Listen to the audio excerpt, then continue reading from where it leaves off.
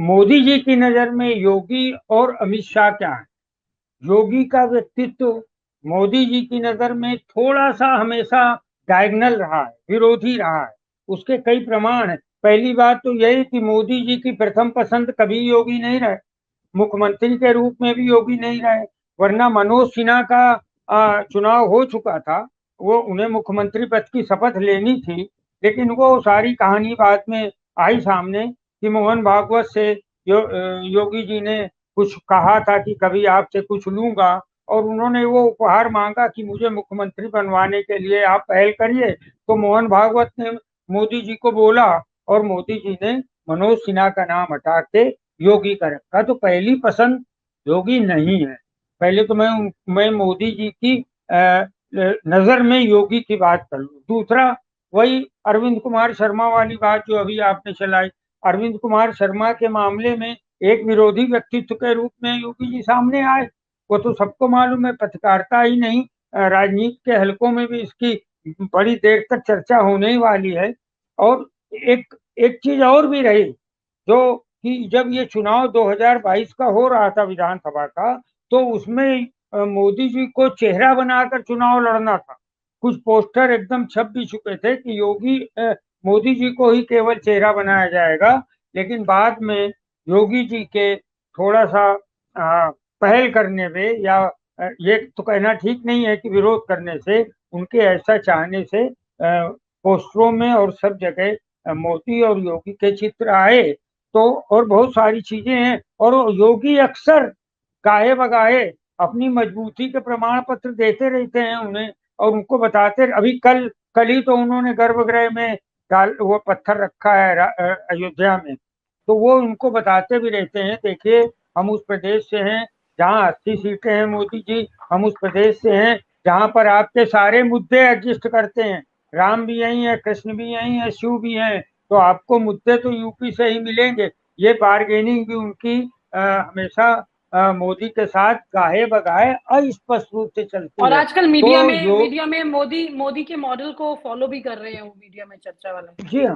और अब देखिए, योगी की तो हो गई थोड़ी विरोधी छवि। और अमित शाह क्या?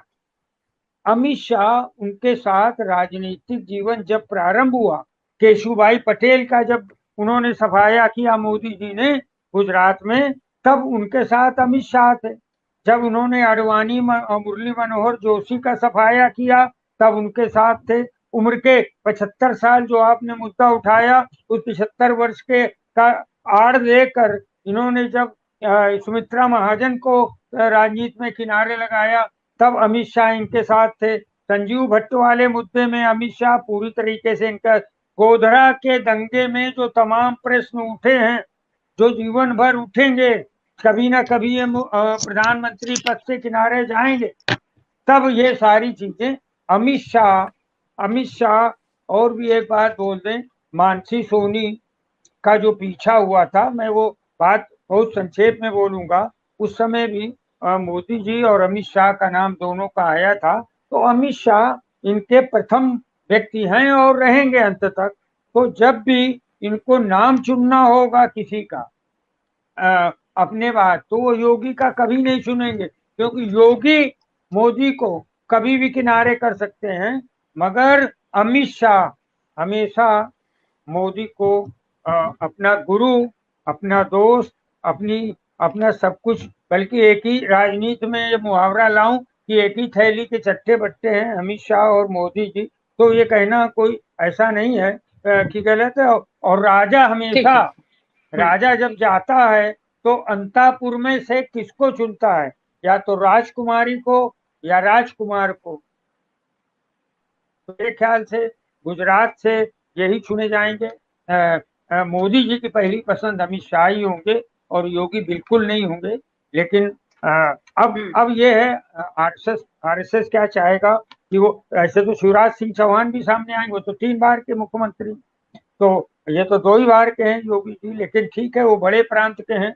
80 लोकसभा सीट के हैं। लेकिन ये अभी सिद्ध होना बाकी है कि वो जो 80 लोकसभा की सीट है, वो योगी जी के नेतृत्व में कितना जिता ले जाएंगे। ये अभी अभी ना तो सिद्ध हुआ है, बिल्कुल, नंबर्स ये किसके सिद्ध ज्यादा होने वाला है।